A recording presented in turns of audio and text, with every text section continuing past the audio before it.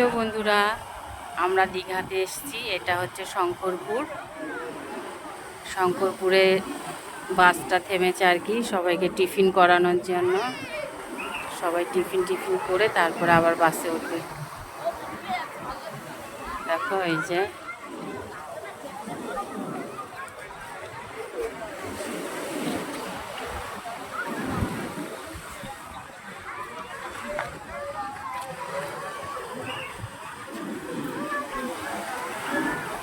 দেখো সমুদ্রের ঢেউ কিরকম উথাল পাথাল করছে।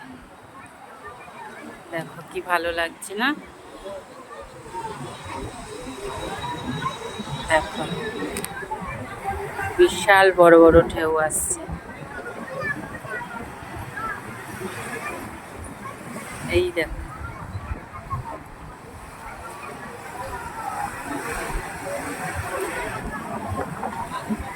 দারুণ দারুণ।